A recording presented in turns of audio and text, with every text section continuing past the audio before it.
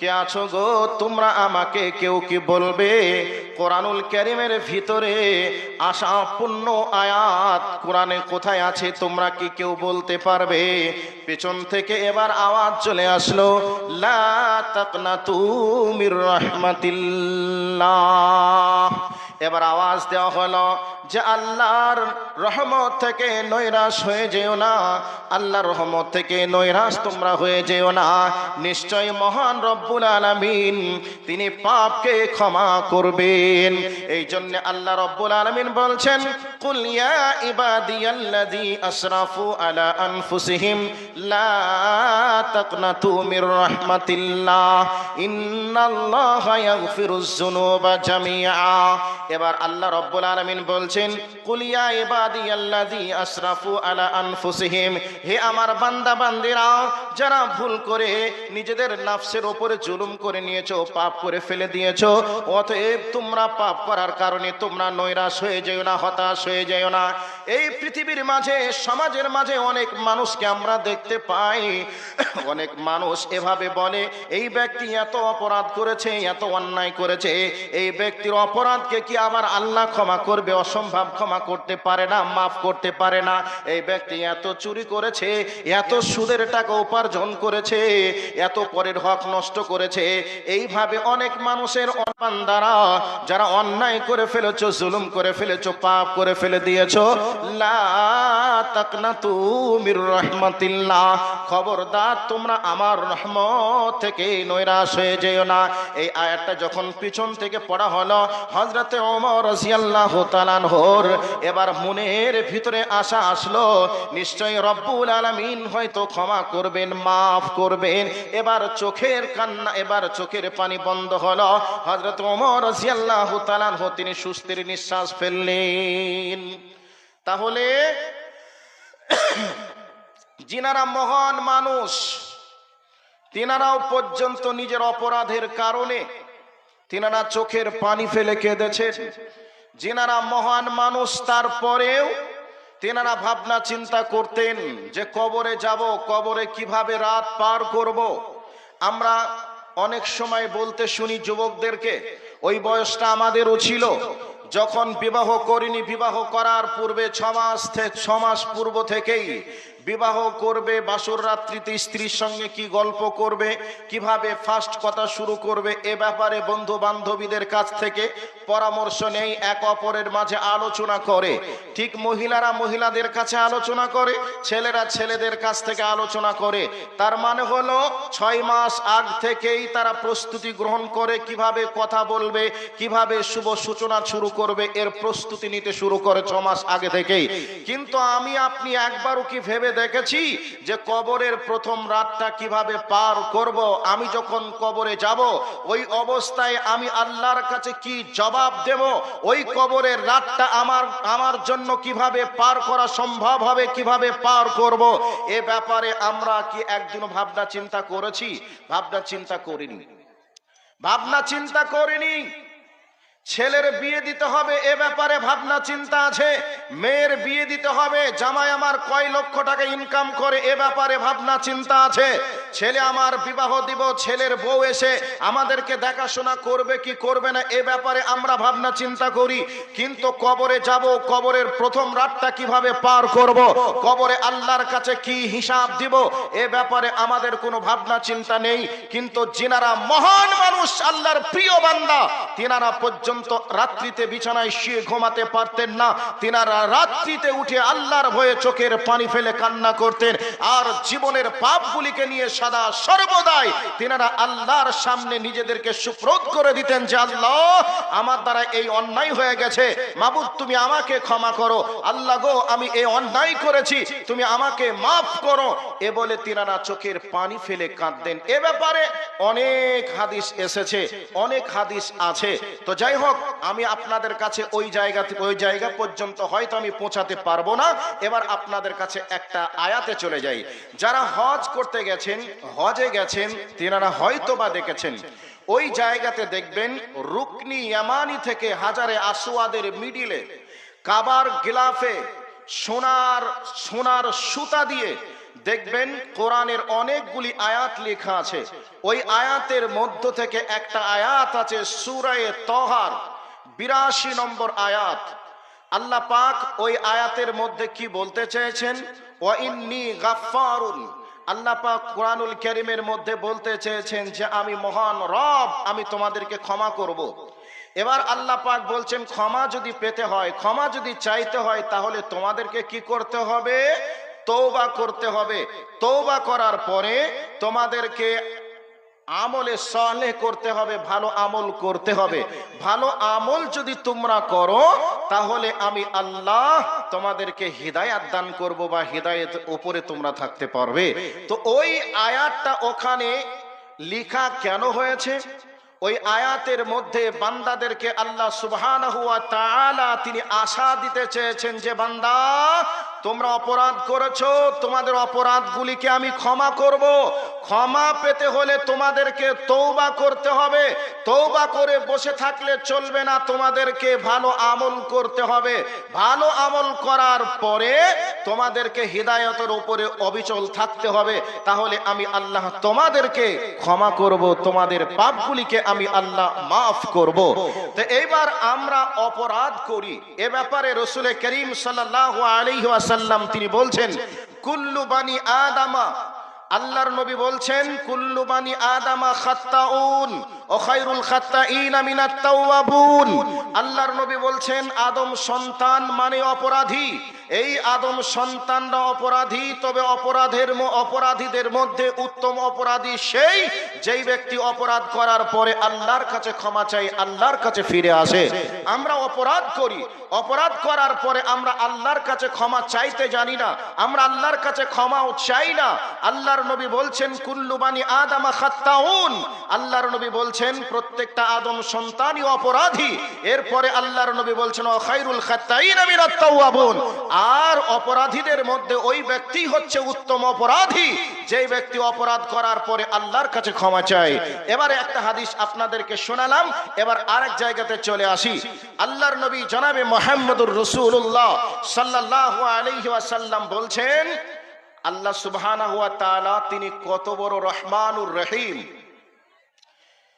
উদাহরণস্বরূপ বলছি, পৃথিবীর মধ্যে বাপের কাছে সব থেকে আপন জন হচ্ছে তার ছেলে। ছেলেও যদি বাপের সঙ্গে অভদ্র ব্যবহার করে, বাপের সঙ্গে যদি খারাপ ব্যবহার করে, এই খারাপ ব্যবহার করার পরে বাবা রাগ করলো, ছেলে বাড়ি থেকে পালিয়ে গেল, ছেলের জন্য বাবা বারবার মনের ভিতরে টেনশন করে। ছেলেকে হয়তো বা আমি কিছু বললাম, বা ছেলে হয়তো আমাকে এই কাজটা করলো বা আমাকে এই কথা বললো, কেনই বা আমি রাগ করলাম, ছেলে আমার বাড়ি থেকে চলে গেল, তো ছেলে আমার কোথায় গেল না গেল এ ব্যাপারে বাবার টেনশন হয়। হয় কি হয় না? হয়। কিন্তু ছেলের জন্য বাবা একথা একবারও বলে না। ছেলে যদি বাড়ি এসে আমাকে যদি বলতো যে আব্বা তুমি আমাকে ক্ষমা করে দাও, আমাকে মাফ করে দাও, তাহলে হয়তো আমি মাফ করতাম। একথা মনে মনে ভাবতে পারে, মনে মনে বলতে পারে, কিন্তু ছেলেকে কোনোদিন বাপ বলে না যে বেটা তুই আমার কাছে আয়, তো আমার কাছে ক্ষমা চা, আমি তোকে ক্ষমা করব, এইরকম কথা প্রকাশ্যে বলে না। কিন্তু মনের ভিতরে বাবা মা এরকম অনুশোচনা অনুভূতি করে যে ছেলে আসবে আমাদের কাছে ক্ষমা চাইবে, আমরা ক্ষমা করে দিয়ে পূর্বের মতো আপন করে নেব, এ কথা মনে মনে ভাবে, কিন্তু তারা প্রকাশ্যে বলে না। এবার আপনাদেরকে এই জায়গাটা রেখে দিলাম। এবার একটা হাদিসে চলে যায়। আল্লাহর নবী জনাবে মুহাম্মদুর রাসূলুল্লাহ সাল্লাল্লাহু আলাইহি ওয়াসাল্লাম বলছেন বান্দারে, ওরে আমার উম্মতের দল, তোমরা শুনে নাও। যখন আল্লাহর নবী বলছেন আনজিল রাব্বানা তাবারাকা ওয়া তাআলা, আল্লাহর নবী বলছেন প্রত্যেকটা রাত্রিতে রব্বুল আলামিন দুনিয়ার আসমানে নেমে আসেন। নেমে আসার পরে বান্দাদেরকে বলেন কখন তিনি নেমে আসে, হাদিসের পাতাতে তাও বিদ্যমান রয়েছে। নবী আমার বলছেন প্রত্যেক রাত্রিতে আল্লাহ এই দুনিয়ার আসমানে নেমে আসে যখন রাতটা 3 ভাগের 2 ভাগ অতিক্রম হয়ে যায়, আর শেষ ভাগে নবী আমার বলছেন আল্লাহ আসমানে দুনিয়ার আসমানে নেমে এসে বান্দাদেরকে বলে, ও আমার বান্দারা, তোমরা কে কি অপরাধ করেছো তোমরা বলো, আমার কাছে তোমাদের অপরাধের বিষয় নেই, তোমরা আমার কাছে ক্ষমা চাও, আমি রব্বুল আলামিন তোমাদেরকে ক্ষমা করে দেব, তোমাদেরকে আমি মাফ করে দেব। এবার এই হাদিসটার সঙ্গে বাস্তবে মিলিয়ে নেন যে আল্লাহর নবী বলছেন যে আল্লাহ বান্দাদেরকে ক্ষমা চাওয়া, ক্ষমা করার জন্য এই দুনিয়ার আসমানে নেমে এসে বান্দাদেরকে প্রত্যেকটা রাত্রি বলতে থাকে, বন্ধুরে, কিন্তু আমাদের সন্তানরা যদি আমাদের সঙ্গে রাগান্বিত হয়ে যায়, রাগ অভিমান করে, বা আমরা যদি আমাদের বাবা মার সঙ্গে রাগ অভিমান করি, এই অবস্থায় বাবা মা কোনোদিন আমাদেরকে ডেকে বলে না, আয় তোদেরকে ক্ষমা করে দিব, আয় তোরা আমার কাছে ক্ষমা চা, তোদেরকে ক্ষমা করে দেব, বরং এ কথা বলে না, বরং তারা মনে মনে ভাবতে পারে এই অবস্থাতে এবার আপনার সন্তান আপনার উপরে রাগান্বিত হয়ে কোথাও যেন চলে গেল, কয়েকদিন বাড়ি আসলো না, মনের ভিতরে বারবার আপনার মন যেন আনচান আনচান করে, ছেলে আমার কোথায় গেল, কি হলো, কি হবে, এইরকম ভাবনা চিন্তায় মনে আপনার শান্তি নেই, খাবার খেতে গিয়েও যেন আপনার রুচিবোধ হচ্ছে না, খাবারে মন চাচ্ছে না, এমতো অবস্থায় গভীর রাত্রিতে শুয়ে শুয়ে আপনি ভাবছেন, না জানি আমার কলিজার টুকরা নয়নের পুতলি সন্তান আমার কোথায় গেল, খেতে পেল কি পেল না, এই ব্যাপারে ভাবনা চিন্তা করছেন। এরপরেও আপনার ভিতরে এমন যেন রাগ হয়ে আছে, ছেলে আমার সঙ্গে এইরকম দুর্ব্যবহার করেছে, আমি তাকে আর বাড়িতে উঠতে দেব না, আমি তাকে আর বাড়ির ভিতরে আশ্রয় দিব না, আমার সহায় সম্পদ অন্যজনকে দিয়ে দেব, তবু যেন আমার সন্তানকে সহায় সম্পদ দিব না। এদিকে মনের রাগও হচ্ছে, এদিকে ছেলের ব্যাপারে আবার টেনশন হচ্ছে। এই অবস্থায় মনে করে নেন আপনার ছেলে বাড়ির ভিতরে, বাড়িতে এমন সময় ফিরে আসছে গভীর রাত, এই অবস্থায় আপনি বাড়ির ভিতরে আছেন, আপনার সন্তান যেন বাড়ির বাইরে আছে, এই অবস্থায় গভীর রাত্রিতে আম্মা বলে ডাক দিয়েছে, এদিকে আব্বা বলে ডাক দিয়েছে, আব্বা আম্মা ডাকটা শোনার সাথে সাথে আপনার কান যেন আপনাকে বলে দিল, এই ডাকটা তো আমার 2 নম্বর সন্তানের ডাক, যে সন্তান আমার কাছ থেকে রাগান্বিত হয়ে রাগ অভিমান করে বাড়ি থেকে পার হয়ে চলে গেছে, সেই সন্তান যেন এসে আব্বা আব্বা বলে ডাকছে। এদিকে মনে মনে আনন্দ হচ্ছে, ছেলে আমার বাড়ি এসেছে, কিন্তু উপরে উপরে ছেলেকে বলছে, তুই গিয়েছিলি তো আবার কেন ফিরে আসলি, তোর মতো ছেলের দরকার নেই, যা যা যা, এরকম ভাবনা চিন্তা আপনার মনের ভিতরে আসছে এবং বলছেন। এই অবস্থায় আপনার সন্তান যদি দেওয়ালের বাইরে থেকে বা দরজার বাইরে থেকে আব্বা আব্বা বলে কাঁদে, আব্বা আব্বা বলে ডাকে, আর আপনি বাড়ির ভিতরে আছেন, পৃথিবীতে এমন কোন নিষ্ঠুর বাপ আছে বলুন তো, ওই বাপ কি সন্তানের ডাক শুনে ঘরের দরজা বন্ধ করে দিয়ে ঘরের ভিতরে থাকতে পারে? অসম্ভব, থাকতে পারে না। আপনার সন্তানের গায়ে যদি জামা কাপড়ে নোংরা আবর্জনা ময়লা লেগেও থাকে, আর আপনার শরীরে দামি পোশাক আছে, এরপরেও যদি তাই বাপ বলবে, বেটা রে তুই কেন গিয়েছিলি, বল বল বল, আমার সঙ্গে এ ব্যবহারটা তুই কেন এবার করলি বল, যদি আমার সঙ্গে ব্যবহারটা তুই এমন না করতিস, তোকে বাড়ি থেকে বার করে দিতাম না। সন্তান এবার বলবে, আব্বা আমি ভুল করেছি, অন্যায় করে ফেলে দিয়েছে। এ কথা যখনই বলবে, সন্তানের ভুল অন্যায় স্বীকার করার সাথে সাথে বাপ তখন বলবে, ছেলেরাই বাপের কাছে ভুল করে, অন্যায় করে, অতএব আর ভবিষ্যতে যেন এমন করবে না। এ কথা বলে সন্তানের সঙ্গে বাপের আগের যা মিল ছিল সেই রকম ভাবে মিল হয়ে যায় কে যায় না হয়ে যায়, হয়ে যাওয়ার কথা হয়ে যাবে। বন্ধুরে আমার, বাপের সঙ্গে সন্তানের যতই ভাব ভালোবাসা হোক না কেন, যতই প্রেম ভালোবাসা হোক না কেন, যতই মায়া আদর যত্ন থাকুক না কেন, কিন্তু বান্দার থেকে আল্লাহর নবী বলছেন, এই দুনিয়ার বুকে আল্লাহ রাব্বুল আলামিনের 100টা দয়া রয়েছে, 100টা দয়ার মধ্যে একটা দয়া, একটা রহমত এই দুনিয়ার বুকে নবীজি বলছেন পাঠিয়েছেন। আর ওই দয়া, ওই মায়াকে গোটা পৃথিবীতে যত প্রাণীকুল আছে সমস্ত প্রাণীকুলের মধ্যে তিনি বন্টন করে দিয়েছে। আর মহান প্রভু প্রভু আল্লাহর কাছে তিনি আরো 99টা রহমত, 99টা দয়া তিনি তিনার কাছে মজুদ করে রেখে দিয়েছে। বান্দা যখন ভুল পথে চলে, অন্যায় পথে চলে, তখন আল্লাহ রাব্বুল আলামিন বলতে চান, ওরে আমার বান্দারা, তোমরা ভুল পথে চলছো, তুমি অন্যায় করছো, তুমি ভুল পথে চলিও না, অন্যায় পথে চলিও না, তুমি আমার গোলাম, আমি হলাম তোমার রব। অতএব তুমি অন্যায় পথে চলছো কেন? তুমি অন্যায় থেকে ন্যায়ের দিকে চলে এসো। এই জন্য রব্বুল আলামিনের নবী বলছেন, আল্লাহ রব্বুল আলামিন দুনিয়ার আসমানে প্রত্যেক দিন নেমে এসে বলেন, ওরে আমার বান্দারা, তোমাদের কার কি প্রয়োজন আছে তোমরা বলো, আমি আল্লাহ তোমাদের প্রয়োজনকে পূরণ করব। বলো তো কার কি, কে কি অপরাধ করেছো, বলো আমি আল্লাহ তোমাদের অপরাধকে ক্ষমা করব, তুমি বলো। এইভাবে প্রত্যেকটা রাত্রিতে রব্বুল আলামিন দুনিয়ার আসমানে নেমে এসে বান্দাদেরকে ডাক দিতে থাকে, চলে আয়, আমি আল্লাহ তোদেরকে ক্ষমা করে দিব, মাফ করে দিব। প্রত্যেকটা দিন এভাবে আল্লাহর নবী এসে, আল্লাহর নবী বলছেন, প্রত্যেকটা রাত্রিতে বান্দাদেরকে আল্লাহ রাব্বুল আলামিন তিনি এভাবে ডাকতে থাকেন। অপর একটি হাদিসে এসেছে, আল্লাহর নবী বলছেন যে আল্লাহ রাব্বুল আলামিন তিনি তিনার দয়ার হাতকে, ক্ষমার হাতকে তিনি রাত্রিতে প্রসারিত করে রেখে দেন, যে আমার বান্দারা দিনের বেলায় অন্যায় করবে, দিনের আলোতে, সূর্যের আলোতে অন্যায় করবে, আর রাতের অন্ধকারে উঠে তারা আমার কাছে ক্ষমা চাইবে চোখের পানি ফেলে, আমি আল্লাহ তাদেরকে ক্ষমা করার জন্য আমি আমার দয়ার হাতটাকে, আমি আমার রহমতের হাতটাকে তাদের জন্য আমি প্রসারিত করে রেখে দিই। আবার নবীজি বলছেন, দিনের বেলায় আল্লাহ তিনি তিনার ক্ষমার হাতকে, দয়ার হাতকে তিনি প্রসারিত করে রেখে দেন, যে আমার বান্দারা রাতে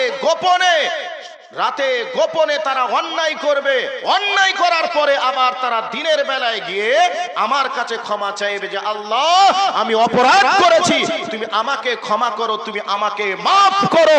এই বলে আল্লাহর কাছে ক্ষমা চাইবে বলে আল্লাহ তিনি তিনার দয়ার হাতকে, ক্ষমার হাতকে তিনি দিনেও প্রসারিত করে রেখে দেন, রাত্রিতেও প্রসারিত করে রেখে দেন।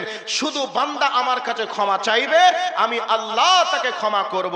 এ কথা নবীজি বলছেন। কাজে আমরা অপরাধ করেছি, মানুষ মাত্র অপরাধ করবে, কম আর বেশি, তো অপরাধ করে আল্লাহর কাছে ক্ষমা না চাওয়াটা সব থেকে বড় অন্যায়, সব থেকে বড় জুলুম। আমরা অপরাধী মানে আমরা মানুষ, মানে আমরা কম এবং বেশি অপরাধ করব।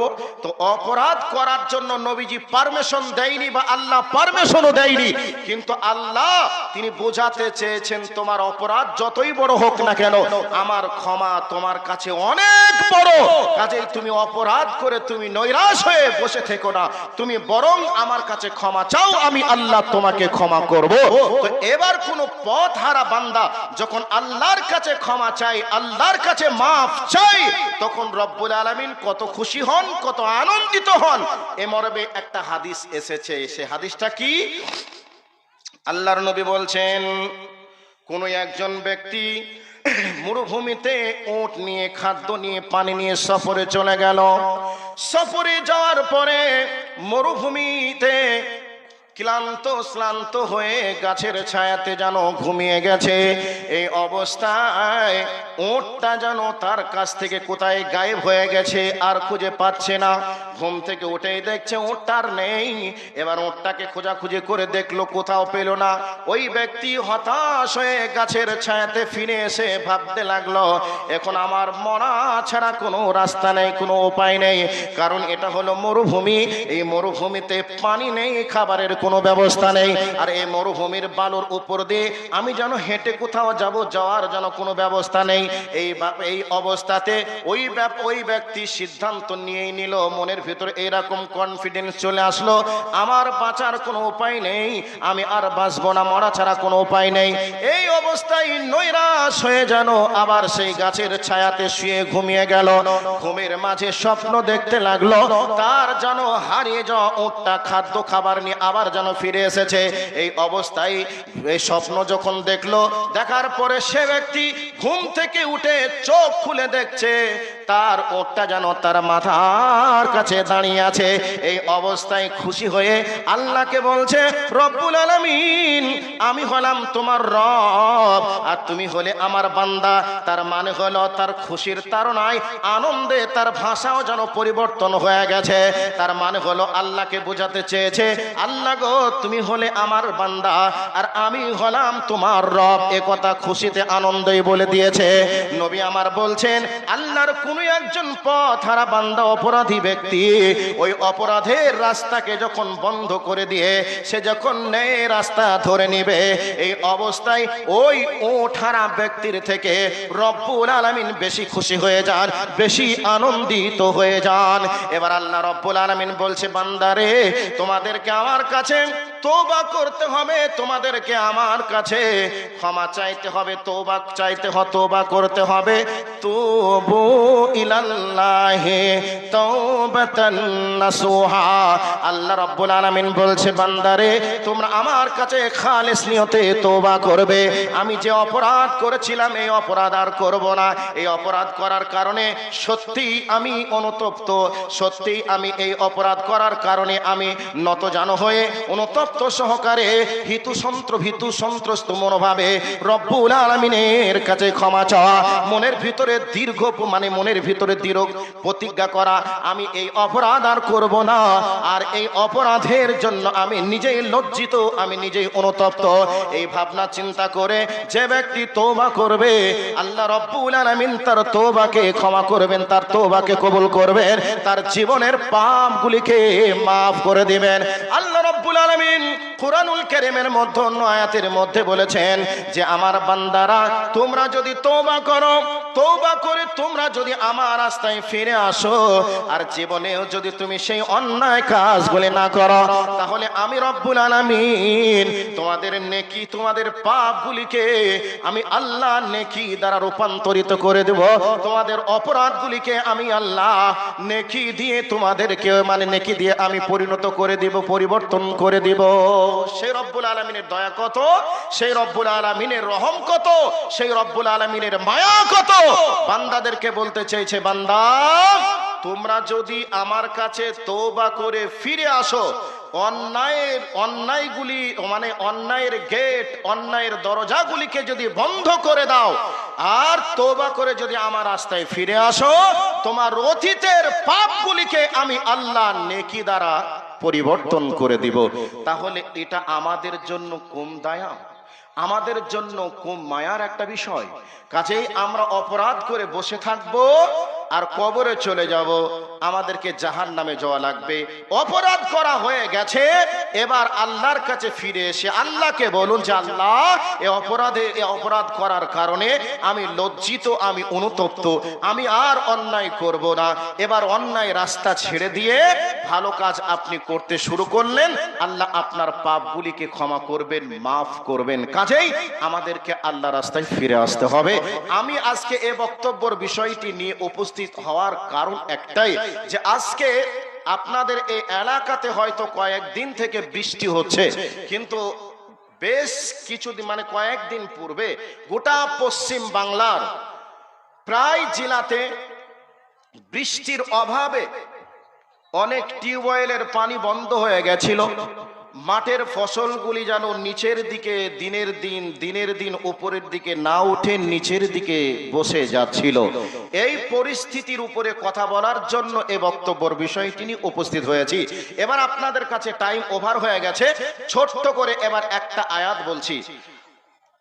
যখনই দুর্ভিক্ষ এসেছে, যখনই মহা বিপদ এসেছে, এই অবস্থায় যখনই ইসলামিক স্কলারদের কাছে গেছেন সমাধানের জন্য, তখনই তেনারা বলতেন যে তোমরা আল্লাহর কাছে তওবা করো, আল্লাহর কাছে ফিরে এসো, তাহলে আল্লাহ রব্বুল আলামিন তোমাদেরকে বৃষ্টি প্রদান করবে। এ ব্যাপারে আল্লাহ সুবহানাহু ওয়া তাআলা তিনি বলছেন, ফাকুলতুস্তাগফিরু রাব্বাকুম ইন্নাহু কানা গাফফারা ওয়া ইউরসিলিস সামাআ আলাইকুম মিদরারা ওয়া ইউমদিদকুম বিআমওয়ালিন ওয়া বানিনা ওয়া ইয়াজআল লাকুম জান্নাতিন ওয়া ইয়াজআল লাকুম আনহারা। বৃষ্টির অভাব হযরতে নূহ আলাইহিস সালাতু সালামের জামানাতেও হয়েছিল। সেই বৃষ্টির অভাবের সময় মানুষজন বলেছিল বৃষ্টির অভাবে এই অবস্থা, তখন নূহ আলাইহিস সালাতু সালামও বলেছিলেন যে তোমরা আল্লাহর কাছে তওবা করে ফিরে এসো, তওবার মাধ্যমে বৃষ্টি আসবে। একটা দিক গেল। নাম্বার 2, আল্লাহর নবী জনাবে মুহাম্মদুর রাসূলুল্লাহ সাল্লাল্লাহু আলাইহি ওয়াসাল্লামের জামানাতে একজন ব্যক্তি এসে বলছেন, ইয়া রাসূলুল্লাহ, পানির অভাবে আমাদের মাঠের ফসলগুলি যেন একেবারে পুড়ে শেষ হয়ে গেল, আমাদের পশু পাখিগুলিও যেন মরে শেষ হয়ে গেল। হে রাসূল, আপনি আমাদের জন্য পানির জন্য একটু দোয়া করুন। আল্লাহর নবী জুম্মার নামাজের সময় পানির জন্য দোয়া করলেন, বৃষ্টি শুরু হলো। পরের জুম্মার দিনে ওই ব্যক্তি অথবা অন্য কোনো একজন সাহাবী এসে বলছেন, ইয়া রাসূলুল্লাহ, এত বৃষ্টি হয়েছে যেই বৃষ্টিতে আমাদের মাঠের ফসলগুলি একেবারে ডুবে পচে নষ্ট হয়ে গেল, কাজেই আপনি দোয়া করুন। আল্লাহর নবী দোয়া করলেন, বৃষ্টি বন্ধ হয়ে গেল। মেঘ এমন মেঘ হয়েছিল, আকাশ দেখা যাচ্ছিল না, রাস্তাঘাট চেনা যাচ্ছিল না। এই অবস্থায় দোয়ার মাধ্যমে আল্লাহর নবী দোয়া করলেন, মেঘ সরে গেল, সূর্য দেখা গেল, রাস্তা চিনা গেল। এইরকম একটা সিচুয়েশন রাসূলের জামানাতে হয়েছিল। রাসূল দোয়া করেছিলেন, বৃষ্টি হলো। রাসূল দোয়া করলেন, বৃষ্টি বন্ধ হলো। তাহলে দোয়ার মাধ্যমে বৃষ্টি হয়েছে, দোয়ার মাধ্যমে বৃষ্টি বন্ধ হয়েছে। হযরতে মূসা আলাইহিস সালাতু ওয়াস সালামের জামানাতে হযরতে মূসা আলাইহিস সালাতু ওয়াস সালামের কওম বললেন, হে নবী মূসা, বৃষ্টির অভাবে আজকে মাঠের ফসলগুলি পুড়ে শেষ হয়ে গেল, আপনি একটু আল্লাহর কাছে দোয়া করুন। আল্লাহর নবী হযরতে মূসা লোকজনকে নিয়ে ইস্তেসকার নামাজের মাধ্যমে তিনি এবার পানি চাইতে শুরু করলেন। আল্লাহর কাছে পানি চাচ্ছে, পানি বন্ধ হয়ে যায়, পানি না হয়ে রোদ হয়। এমতো অবস্থায় হযরতে মূসা নবী একটু রাগিল মানুষ, রাগী নবী, আল্লাহকে বলছেন, হে আল্লাহ, তোমার কাছে আমি পানির জন্য দোয়া চাচ্ছি, পানি চাচ্ছি, আর তুমি পানি না দিয়ে তুমি বৃষ্টি দিচ্ছ, তার কারণ কি? শেষ পর্যন্ত হযরতে উমরের কাছে খবর, হযরতে মূসা নবীর কাছে খবর আসলো, হে নবী মূসা, কেমন করে বৃষ্টি হবে? তোমার এই মুসল্লিদের ভিতরে, তোমার এই দলের মধ্যে এমন একটি অপরাধী ব্যক্তি আছে, যে অপরাধী 40 বছর ধরে এত আমার নাফরমানি করেছে, এত অন্যায় করেছে, একটা মিনিট নেই যে আমাকে সে খুশি করেছে, সন্তুষ্ট করেছে। একটা মিনিট নেই, 40 বছরে আমাকে সে খুশি করেছে, 40 বছর ধরে সে অন্যায় করে আমাকে অসন্তুষ্ট করেছে। এই অবস্থা হযরত মূসা আলাইহিস সালাম তিনি বলতে শুরু করলেন, কে আছো গো? এইরকম অপরাধী 40 বছর ধরে আমার রবকে সে নারাজ করেছে, এইরকম অপরাধী কে আছো বলো? সেই অপরাধীর জন্য আল্লাহ আকাশ থেকে বৃষ্টি বন্ধ করে দিয়েছে। ওই ব্যক্তি মনে মনে ভাবতে শুরু করলেন, আল্লাহ গো, আমি 40 বছর ধরে এত নাফরমানি করেছি, এত অন্যায় করেছি, যে অন্যায়ের শেষ নেই, অন্যায়ের কোনো ভাষা নেই, এত অন্যায় করেছি। মাবুদ গো, 40 বছর ধরে তুমি আমাকে মানুষের মাঝে অপমানিত করোনি, আজকে তুমি যদি আমাকে অপরাধী করো, অপমানিত করো, তাহলে আমার মান সম্মান নষ্ট হয়ে যাবে। মাবুদ গো, আজ থেকে আমি আমার পাপের দরজাগুলিকে বন্ধ করে দিলাম, আর অপরাধ করব না, পাপ করব না, দয়া করে তুমি আমাকে ক্ষমা করো, আর আমার মান সম্মানকে তুমি রক্ষা করো। এবার বৃষ্টি শুরু হয়ে গেল। হযরতে মূসা আলাইহিস সালাম আবার আল্লাহকে বলছেন, রব্বুল আলামিন, এক্ষুনি তুমি বললে বৃষ্টি হবে না, ওই অপরাধীর কারণে আবার তুমি বৃষ্টি দিলে কেন, তুমি বলো। এই অবস্থায় হযরতে মূসাকে রব্বুল আলামিন বললেন, হে নবী মূসা, তোমার ওই উম্মত, তোমার ওই কওম এতদিন ধরে আমার কাছে অপরাধ করেছিল, এখন তার অপরাধগুলিকে আমার কাছে ক্ষমা চেয়ে নিল, আমি আল্লাহ তার অপরাধগুলিকে ক্ষমা করে দিলাম, আর এই জন্যে আমি আল্লাহ তাকে এই জন্য আমি বৃষ্টি প্রদান করলাম। নবী মূসা এবার বলছেন, রব্বুল আলামিন, ওই ব্যক্তিকে আমি দেখতে চাই, তুমি আমাকে দেখিয়ে দাও। আল্লাহ রব্বুল আলামিন বলছেন, নবী মূসা রে, 40 বছর ধরে তার অপরাধকে আমি ঢেকে রেখেছিলাম, মানুষের মাঝে মানুষকে আমি দেখাতে দেইনি, মানুষকে আমি দেখতে দিইনি, অপরাধী হিসাবে মানুষের চোখে আমি প্রমাণ করতে চাইনি। অতএব সেই ব্যক্তি ক্ষমা চেয়ে আমার কাছে মাপ চেয়ে নিয়েছে, আর আমি তার তাকে তোমার কাছে অপরাধী হিসাবে প্রমাণ করে তার মান সম্মানকে আমি নষ্ট করতে চাই না। তার আমি রব আর সে আমার বান্দা, আমি এই জায়গাতে সীমাবদ্ধ করে রেখে দিলাম। তওবা করেছে, ক্ষমা চেয়েছে, বৃষ্টি এসেছে। এবার একটা কথা বলে দিয়ে মেন জায়গাতে যাচ্ছি। একটা হাসান বসরি রহমতুল্লাহ আলাইহির যুগে তিনি এই অবস্থায় হাসান বসরির কাছে তিনটে গ্রুপের মানুষ আসলো। একটা গ্রুপ বলছেন, হে হাসান বসরি, বৃষ্টির অভাবে আমাদের মাঠের ফসলগুলি নষ্ট হয়ে গেল। আর একদল লোক আসলো, হে হাসান বসরি, আমাদের ছাগল গরুগুলি আজকে তাদের স্তনের দুধ বন্ধ হয়ে গেল। ছাগলে, উটে, গরুতে তাদের স্তন থেকে দুধ দিচ্ছে না, আমরা দুধ পান করতেও পারছি না, তাদের বাচ্চারাও দুধ পাচ্ছে না, অতএব আপনি একটু পানির জন্য দোয়া করুন। আর একটা গ্রুপ আসলো, এবার হযরতে হাসান বসরিকে বলছেন, ওগো হাসান বসরি, আমরা আমাদের গ্রামের মানুষ 1 বছর হয়ে গেল বিবাহ করেছে, বিবাহ করার পরে 1 বছরের মধ্যে কারোর বাচ্চা হয়নি, অতএব আল্লাহর কাছে আপনি দোয়া করুন যাতে করে আমাদের বাচ্চা হয়ে যায়। এই অবস্থায় হযরত হাসান বসরি রহমাতুল্লাহ আলাইহি তিনি বললেন, ফাকুলতুস্তাগফিরু রাব্বাকুম ইন্নাহু কানা গাফফারা ওয়া ইউরসিলিস সামা আলাইকুম মিদরারা ওয়া ইউমদিদকুম বিআমওয়ালিন ওয়া বানিনা ওয়া ইয়াজআল লাকুম জান্নাতিন ওয়া ইয়াজআল লাকুম আনহারা।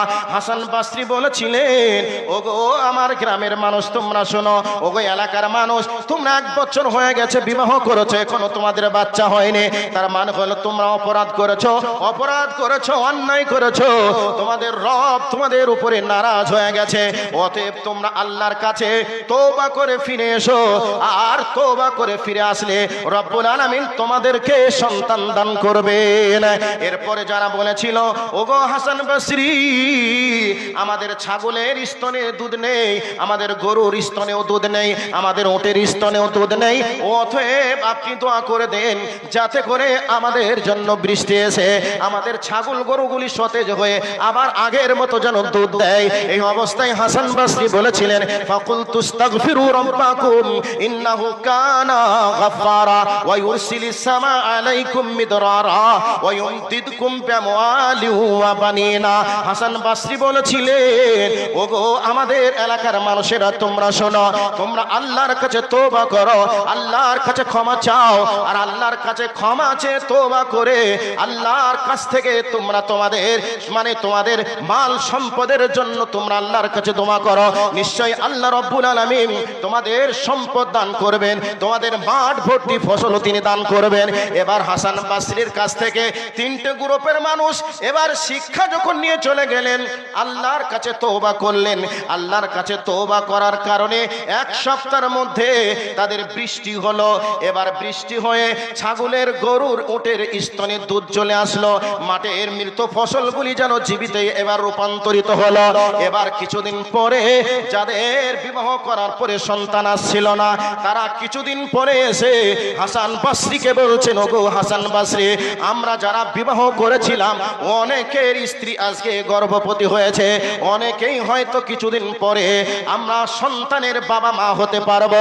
এবার হাসান বসরি বললেন, ওগো আমাদের এলাকার মানুষ তোমরা শোনো, রব্বুল আলামিন বলছেন, তোমরা যদি আল্লাহকে অসন্তুষ্ট করে নাও, তোমরা যদি পাপ কাজে লিপ্ত হয়ে যাও, তাহলে রব্বুল আলামিন তোমাদের জন্য আকাশের পানিকে বন্ধ করে দেবে।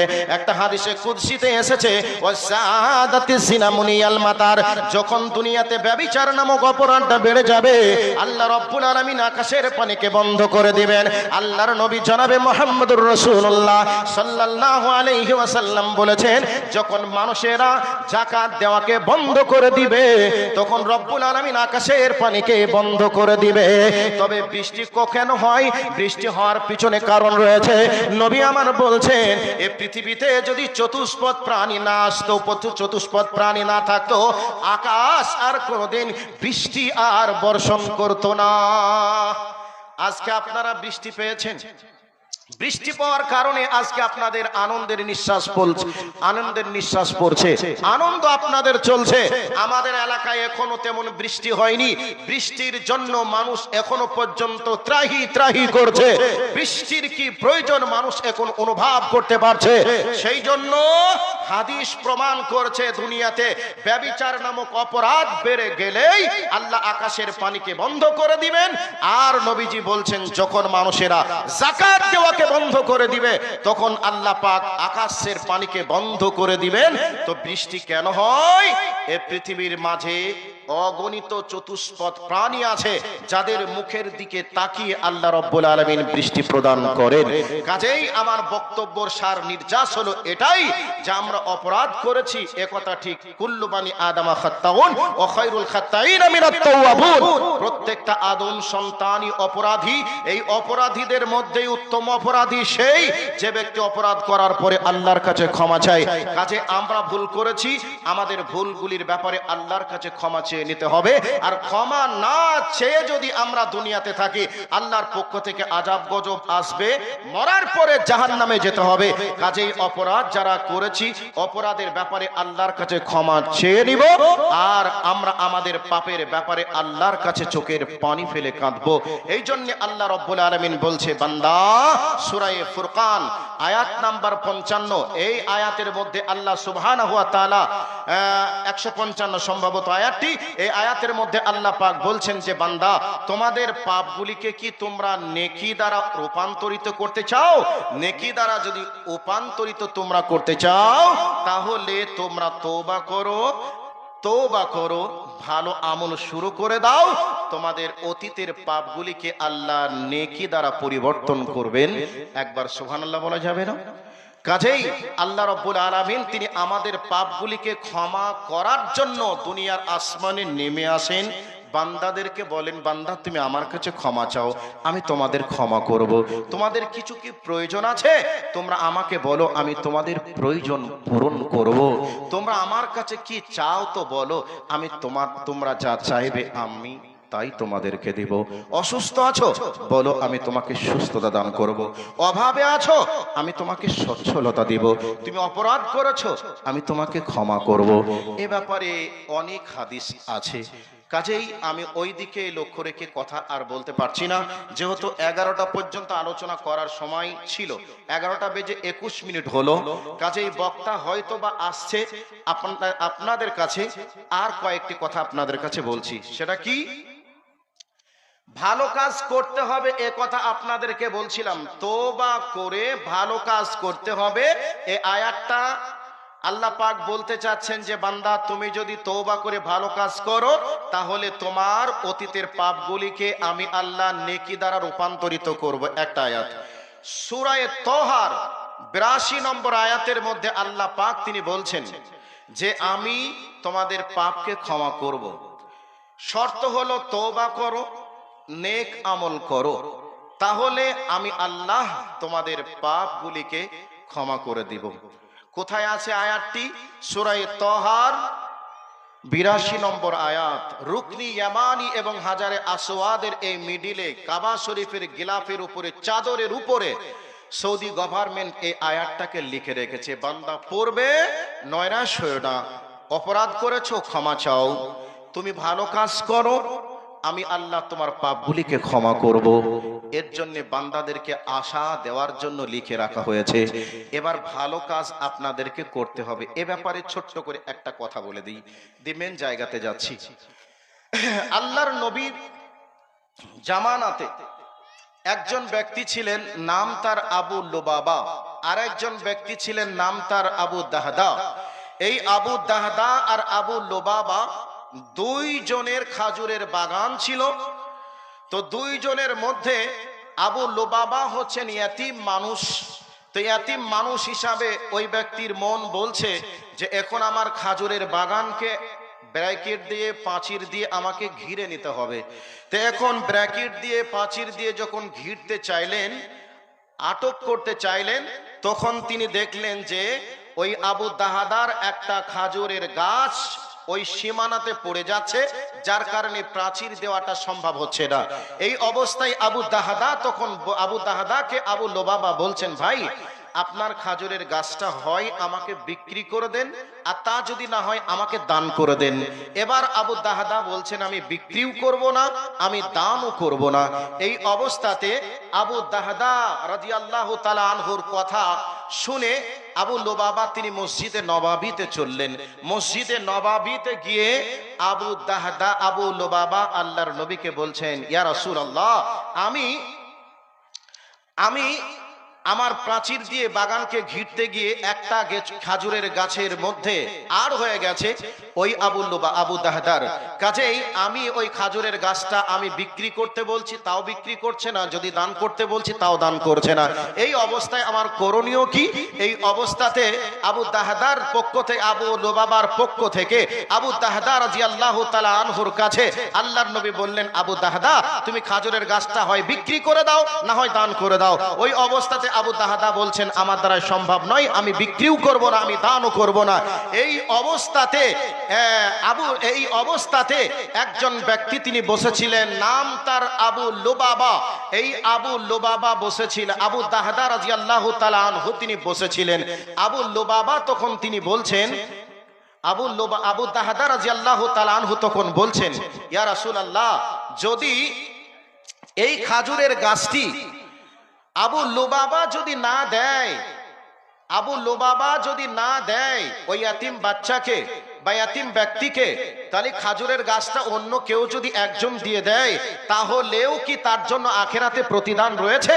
রাসূল বললেন যে একটা খাজুরের গাছ কেউ যদি দেয়, তাহলে আল্লাহ পাক আখিরাতে জান্নাতের ভিতরে একটা খাজুরের গাছ দিবেন, যেই খাজুরের গাছের ছায়ার প্রশস্ততা হবে 70 বছর ধরে একটা দ্রুতগামী একটা প্রাণী দ্রুত গতিতে ছুটবে, তারপরেও ওই গাছের ছায়াকে অতিক্রম করতে পারবে না।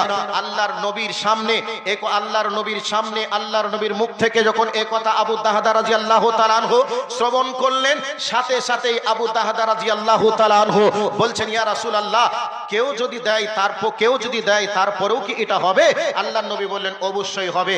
এই অবস্থায় আবু দাহদা আবু লুবাবাকে ডেকে বলছেন, হে আবু লুবাবা, আমার ওই খাজুরের বাগান তুমি কি চিনো? আবু লুবাবা বলছেন, ভাই আবু দাহদা, আপনার খাজুরের বাগানের যথেষ্ট মদিনার মাটিতে সুনাম আছে, কে বা না চিনে? অবশ্যই আমি চিনি। সেই খেজুরের বাগানে 600 খাজুরের গাছ আছে, সেখানে একটা কুয়া আছে, আপনার বসত বাড়িও আছে। এই অবস্থাতে আবু দাহদা বললেন, ভাই আমি আপনাকে ওই বাগান সহ পুকুর সহ আমি আপনাকে দিয়ে দিলাম, বিনিময়ে ওই খাজুরের গাছটা আমাকে আপনি দিয়ে দেন। আবু লুবাবা মনে মনে ভাবছিলেন, হয়তো আমার সঙ্গে মজাক করছেন, ইয়ারকি করছেন। আবু দাহদা বলছেন, ভাই আমি ইয়ারকিও করি না, মজাকও করি না, ঠাট্টাও করছি না, আপনার কাছে আমি সত্যই আমি দিতে চাচ্ছি, বিনিময়ে আপনার ওই খাজুরের গাছটা আমি চাচ্ছি। এই অবস্থাতে আবু দাহদার কথা শুনে আবু লুবাবা বলছেন, ভাই আমি আপনাকে আমার খাজুরের একটা গাছ দিয়ে দিলাম। আবু দাহদাও বলছেন, আমার খাজুরের বাগান সহ যা আছে আমি সব আপনাকে দিয়ে দিলাম। জোরে বলুন নারায়ে তাকবীর। এই কথাটা শোনার পরে এই অবস্থাতে আবু লুবাবা অত্যন্ত আনন্দিত হলেন। সাথে সাথে আবু দাহদা ছুটলেন বাড়ির দিকে, ওনার স্ত্রীকে গিয়ে বলছেন, হে উম্মে দাহদা। এই কথাটা যখনই শুনলেন ওনার স্ত্রী তখন বলছেন, স্বামী আমার বাড়ির বাইরে থেকে কেন ডাক দিচ্ছে, বাড়িতে কেন আসছে না? এই অবস্থায় আবু দাহদা তখন বলছেন, ও আমার স্ত্রী, আমি খাজুরের বাগান সহ বাড়িঘর সব কিছু আজকে আমি বিক্রি করে দিয়েছি, আর বাড়িতে ঢোকার মতো সুযোগ নেই, কাজেই তুমি ছেলে মেয়ে যা আছে তুমি নিয়ে বার হয়ে চলে এসো। উম্মে দাহদা রাদিয়াল্লাহু তাআলা আনহা তখন তিনি বলছেন, যে আমার স্বামী, আমাদের এত বড় খাজুরের বাগান কে কিনেছে, সেই মহান ব্যক্তিকে আমি দেখতে চাই, শুনতে চাই, একটু নামটা বলা যাবে? এই অবস্থায় উম্মে দাহদাকে আবু দাহদা রাদিয়াল্লাহু তাআলা আনহু তখন বলছেন, ওরে আমার স্ত্রী, তুমি শোনো, জান্নাতের একটা খাজুরের গাছ গাছের বিনিময়ে আমি আমার বাগানটা সবকিছু আল্লাহ রাস্তায় বিক্রি করে দিয়েছি, আল্লাহ রাস্তায় আমি দান করে দিয়েছি। ওনার স্ত্রী একটাও কোনো কথা বললেন না, বরং তিনি বললেন তুমি মহান কাজ করেছো, জান্নাতে একটা খাজুর গাছের বিনিময়ে আমাদের বাগান বাড়ি সহ সব দান করে দিয়েছো, বিনিময়ে আল্লাহর কাছে আমি জান্নাত পাবো। এই আশাতে এবার ছেলে মেয়েদেরকে নিয়ে বাড়ি থেকে বার হয়ে চলে আসলেন। দেখুন তো, জান্নাতের একটা গাছ পাওয়ার জন্য, জান্নাতে একটা গাছের জন্য বাগান সহ সবকিছু আল্লাহ রাস্তায় দান করে দিলেন। কেমন স্ত্রী, কেমন স্বামী, একটাও মুখ খুলে কথা বললেন না। আজকে আপনারা যে মসজিদে দান করছেন, যেই মসজিদের জন্য আজকের আয়োজিত সভার আয়োজন করা হয়েছে, এই মর্মে আমাদের শাইখুল হাদিস সভাপতি সাহেব এর আগেই আনসারীদের সম্পর্কে তিনি বলেছেন। এ মর্মে একটা হাদিস আপনাদেরকে বলছি। আল্লাহর নবী বলছেন, মান বানাল মসজিদা লিল্লাহি বানাল্লাহু লাহু বাইতান ফিল জান্নাহ। আল্লাহর নবী বলছেন, হে আমার উম্মতেরা তোমরা শোনো, যে তোমরা যদি আল্লাহর ঘর দুনিয়াতে মসজিদ বানাও, আল্লাহ তোমাদের জন্য জান্নাতে ঘর বানাবে। সেই আবু তাহাদা রাদিয়াল্লাহু তাআলা আনহু জান্নাতে একটা খাজুর গাছ পাওয়ার জন্য তিনি একটা বাগান সহ, বাড়ি সহ, কূপ সহ সবকিছু আল্লাহ রাস্তায় দান করে দিলেন। খাজুরের গাছ পাওয়ার জন্য, জান্নাতের ভিতরে একটা খাজুর গাছ পাওয়ার জন্য। আর নবীজি বলছেন, তোমরা যদি দুনিয়াতে আল্লাহর ঘর মসজিদ বানাও, তাহলে তোমাদের জন্য আল্লাহ জান্নাতে ঘর বানাবেন। সেই জান্নাতে ঘর নেওয়ার জন্য একজন কে আছেন তাকে দেখতে চাই। একজন সে 5,000 টাকা দিবেন। মসজিদে কয়েকটা ফ্যানেরও প্রয়োজন আছে, পাখারও প্রয়োজন আছে। কেউ কি বলবেন যে আমি একটা পাখা কিনে দিব? মসজিদে মুসল্লিরা সালাত আদায় করবে, ঠান্ডা ফ্যানের বাতাস লাগবে, সার তার মস্তিষ্ক সুস্থ হয়ে সুন্দরভাবে আল্লাহর ইবাদত করবে। ওই ব্যক্তি যদি কবরে চলেও যায়, কবরে শুয়ে শুয়ে নেকি পাবে। সেই জন্য আল্লাহর কোন বান্দা আছেন, কেউ একজন বলবেন যে মসজিদে একটা পাখা কিনে দেব, আর একজন কেউ বলবেন যে আল্লাহর নবী বলেছেন জান্নাতে ঘর পাওয়া যাবে, সেই জান্নাতে ঘরের জন্য আমি 1,000 টাকা দেব। কেউ বলবেন আমি 2,000 টাকা দেব, কেউ বলবেন আমি 500 টাকা দিব, কেউ বলবেন আমি 5 বস্তা, 10 বস্তা, 2 বস্তা, 1 বস্তা সিমেন্ট দিব। কে আছেন আল্লাহর বান্দা হিসাবে?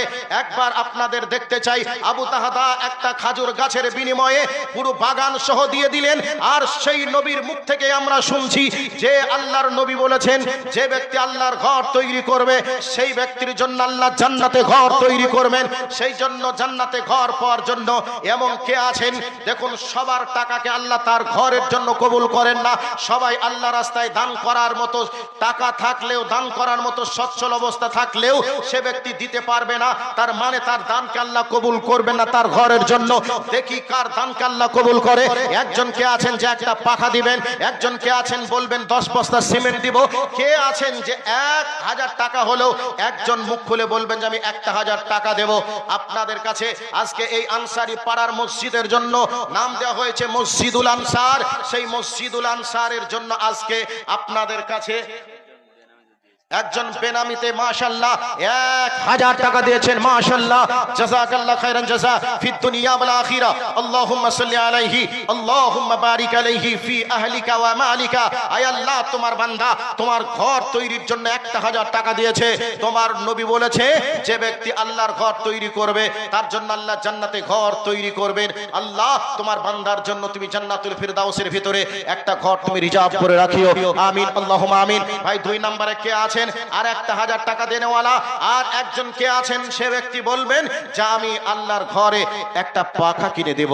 একজন, কোন মা আছেন, কোন বোন আছেন, কোন মা আছেন, কোন বোন আছেন, আজকেই দিতে হবে এমনটা নয়, মসজিদে আগামী কালকেই লাগবে এমনটা নয়। মসজিদে কাজ শুরু হবে, আপনি দিয়ে দিবেন। মসজিদে পাকার যেদিন প্রয়োজন হবে সেই দিন আপনি পাকাটা দিয়ে দিবেন। কেউ আছেন? কেউ আছেন ভাই? কেউ আছেন? একজন 1,000 টাকা দিয়েছে। ভাই, এতগুলো মানুষ আপনারা বসে আছেন, 1,000 না থাকলে আপনি 500 টাকা দিবেন। 500 নেই আপনি 100 দিবেন। 100 নেই আপনি 50 টাকা দিবেন। 50 নেই আপনি 20 টাকা হলেও দিবেন। আমি আপনাকে বলতে চাই, এতক্ষণ ধরে যে বিষয়ের উপরে কথা বলছিলাম, আজকেই যদি মরে যান, চলে যাবেন না ফেরার দেশে।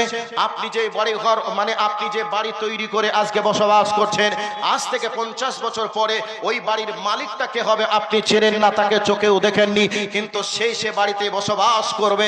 সে আপনার জন্য দোয়া করবে কিনা তার কোনো গ্যারান্টি নেই, তার কোনো নিশ্চয়তা নেই।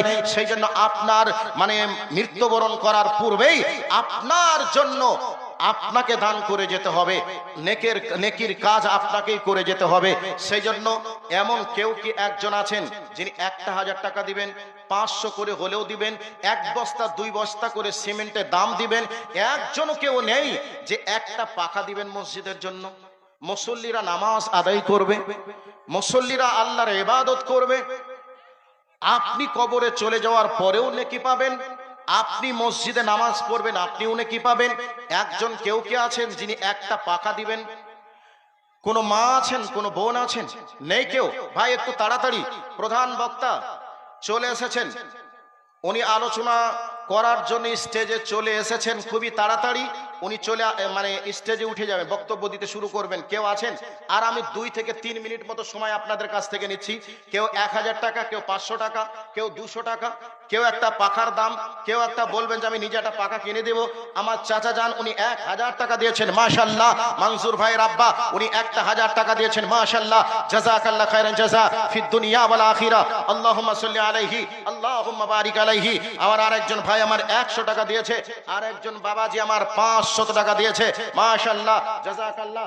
আরেকজন ভাই আমার 500 টাকা দিয়েছে, মাশাআল্লাহ, জাযাকাল্লাহ খায়রান জাযা ফিদ দুনিয়া ওয়াল আখিরা। আরেকজন ভাই আমার উনি 100 টাকা দিয়েছে, মাশাআল্লাহ, জাযাকাল্লাহ খায়রান জাযা ফিদ দুনিয়া ওয়াল আখিরা, আল্লাহুম্মা সাল্লি আলাইহি, আল্লাহুম্মা বারিক আলাইহি ফি আহলিকা ওয়া মালিকা। শামসুন নাহার 3 বস্তা সিমেন্ট দিয়েছে, মাশাআল্লাহ, জাযাকাল্লাহ খায়রান জাযা ফিদ দুনিয়া ওয়াল আখিরা, আল্লাহুম্মা সাল্লি আলাইহি, আল্লাহুম্মা বারিক আলাইহি ফি আহলিকা ওয়া মালিকা। আয় আল্লাহ, তোমার বান্দার দানকে তুমি কবুল করো, মনের আশাকে তুমি পূরণ করো। আরেকজন ভাই আমার 100 টাকা দিয়েছে, আল্লাহ তুমি কবুল করো। আয় আল্লাহ, আমার আরেকজন বাবাজি 100 টাকা দিয়েছে, জাযাকাল্লাহ খায়রান জাযা ফিদ দুনিয়া ওয়াল আখিরা। ভাই তাড়াতাড়ি চলে আসুন, তাড়াতাড়ি চলে আসুন, যে যা পারবেন, যে যা পারবেন, যাকে যেভাবে আল্লাহ রেখেছেন সে সেভাবে মসজিদের জন্য একটু হাতটা বাড়িয়ে দেন। আরেকজন বাবাজি 100 টাকা দিয়েছে, আরেকজন বাবাজি আমার 1000 টাকা, মাশাআল্লাহ, জাযাকাল্লাহ। আরেকজন বাবাজি 1000 টাকা, মাশাআল্লাহ, জাযাকাল্লাহ খায়রান জাযা ফিদ দুনিয়া ওয়াল আখিরা, আল্লাহুম্মা সাল্লি আলাইহি, আল্লাহুম্মা বারিক আলাইহি ফি আহলিকা ওয়া মালিকা। আরেকজন ভাই আমার 500 টাকা, আল্লাহ আমার ভাই দানকে তুমি কবুল করো। আরেকজন ছোট্ট বাচ্চা এসে 300 টাকা দিয়েছে, আল্লাহ তোমার বান্দার দানকে তুমি কবুল করো। আরেকজন ভাই আমার 500 টাকা দিয়েছে, জাযাকাল্লাহ খায়রান জাযা ফিদ দুনিয়া ওয়াল আখিরা, আল্লাহুম্মা সাল্লি আলাইহি, আল্লাহুম্মা বারিক আলাইহি ফি আহলিকা ওয়া মালিকা। ভাই তাড়াতাড়ি আসুন। একজন, মাশাআল্লাহ, নারে তাকবীর। মনসুর ভাই ফোন পের মাধ্যমে উনি বলছেন আমি 10,000 টাকা দিয়েছি, নারে তাকবীর, মাশাআল্লাহ, জাযাকাল্লাহ খায়রান জাযা ফিদ দুনিয়া ওয়াল আখিরা, আল্লাহুম্মা সাল্লি আলাইহি, আল্লাহুম্মা বারিক আলাইহি ফি আহলিকা ওয়া মালিকা। আল্লাহ তোমার প্রিয় বান্দা মনসুর, আল্লাহ তোমার ঘরের জন্য 10,000 টাকা দিয়েছে, আল্লাহ তার দানকে তুমি কবুল করে নাও, মনের আশা উদ্দেশ্যকে তুমি পূরণ করে দাও, বাড়ির সকলকে 5 ওয়াক্তের নামাজি বানিয়ে দাও।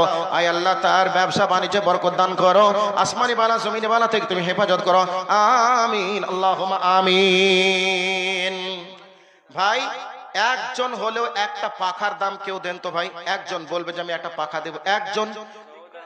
হ্যাঁ, সৌদ আনসারি 1000 টাকা বাকি, মাশাআল্লাহ। আর একজন আমার বাবাজি উনি 1000 টাকা দান করেছেন, মাশাআল্লাহ, জাযাকাল্লাহ খায়রান জাযা ফিদ দুনিয়া ওয়াল আখিরা, আল্লাহুম্মা সাল্লি আলাইহি, আল্লাহুম্মা বারিক আলাইহি ফি আহলিকা ওয়া মালিকা।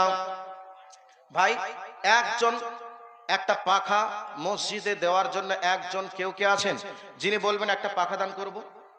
মাশাআল্লাহ, মেহবুব ভাই উনি একটা পাখা দান করবেন, মাশাআল্লাহ, জাযাকাল্লাহ খায়রান জাযা ফিদ দুনিয়া ওয়াল আখিরা, আল্লাহুম্মা সাল্লি আলাইহি, আল্লাহুম্মা বারিক আলাইহি ফি আহলিকা ওয়া মালিকা। মেহবুব নাম চমৎকার, উনি একটা পাখা উনি মসজিদের জন্য দিলেন। আল্লাহ তোমার বান্দার মনে নেক মাকসাদকে তুমি পূরণ করো। বুক ভরা আশা নিয়ে চেয়েছিলাম, মনে মনে ভাবছিলাম হয়তো বা নৈরাশ হয়ে যাব, তো উনি সেই আশাটা দিলেন, একটা পাখা দেওয়ার জন্য উনি নিয়াত করেছেন। ইনশাআল্লাহ ঘোষণা হলো। আমার ভাইয়ের জন্য দোয়া করি, আল্লাহ তার ব্যবসা বাণিজ্য তুমি বরকত দান করো, হায়াতে তাইয়্যিবা সিহাতে কুল্লিয়া তুমি দান করো, আমিন, আল্লাহুম্মা আমিন। ও গফুর আলী খাড়ি গোপালপুর থেকে আবার উনি একটা পাখা দান করবেন, মাশাআল্লাহ, জাযাকাল্লাহ। তাজাম্মুল ভাই 1000 টাকা, মাশাআল্লাহ, জাযাকাল্লাহ খায়রান জাযা ফিদ দুনিয়া ওয়াল আখিরা, আল্লাহুম্মা সাল্লি আলাইহি, আল্লাহুম্মা বারিক আলাইহি ফি আহলিকা ওয়া মালিকা। ফিটু 5000 নারে তাকবীর মাশাআল্লাহ জাযাকাল্লাহ খাইরান জাযা ফিদ দুনিয়া ওয়াল আখিরা। ইউটিউবার ফিটু সামনে বসে আছে, আপনাদের পাশের গ্রামের ছেলে। আজকে সে এর আগে আপনাদের এই মসজিদে 2টা পাখা দিয়েছেন, আবারও আজকে 5000 টাকা। মাশাআল্লাহ জাযাকাল্লাহ খাইরান জাযা ফিদ দুনিয়া ওয়াল আখিরা। আল্লাহুম্মা সাল্লি আলাইহি আল্লাহুম্মা বারিক আলাইহি ফি আলিকা ওয়া মালিকা। আরেকজন ভাই আমার 50 টাকা, আরেকজন 100 টাকা। আর কি বললেন কার স্ত্রী? সুলতানের স্ত্রী, কি সুলতান আনসারীর স্ত্রী 1 বস্তা সিমেন্ট। মাশাআল্লাহ জাযাকাল্লাহ খাইরান জাযা ফিদ দুনিয়া ওয়াল আখিরা। তো কয়টা হলো পাখা? 2টা। কয়টা লাগবে মঞ্জুর ভাই? পাখা কয়টা লাগবে? 4-5টা লাগবে। ও যত হবে ততই ফায়দা না। তো ভাই 2টা মানে 2 জন ব্যক্তি 2টা পাখা দিয়েছে। আর কেউ কি দেওয়ার মতো আছে? পাখা কেউ কি দেওয়ার মতো আছে? আপনার কি মনে একটা স্বপ্ন জাগছে না, মনে আশা কি জাগছে না যে আমার পাখা আমি কিনে আমার বাড়িতে চাই? একজন মহিলা বৃদ্ধা মা আমার, উনি 500 টাকা দিয়েছেন। আল্লাহ তার দানকে তুমি কবুল করো, হায়াতে তাইয়্যিবা সিহাতে কুল্লিয়া তুমি দান করো, আমিন আল্লাহুম্মা আমিন। আপনি পাখা লাগিয়ে বাড়িতে পাখার হাওয়া বাতাস খেয়ে আপনি আরামে ঘুমাচ্ছেন। তো আপনার টাকাতে একটা পাখা চলবে, মুসল্লিরা আরামে নামাজ পড়বে, কোরআনের তেলাওয়াত করবে। আপনার কি মনে চাচ্ছে না যে আমার দেওয়া পাখাতে মুসল্লিরা নামাজ পড়বে, ইমাম সাহেব নামাজ পড়বে, মুসল্লিরা কোরআনের তেলাওয়াত করবে, বাচ্চা ছেলে মেয়েরা তারা কোরআন শিখবে?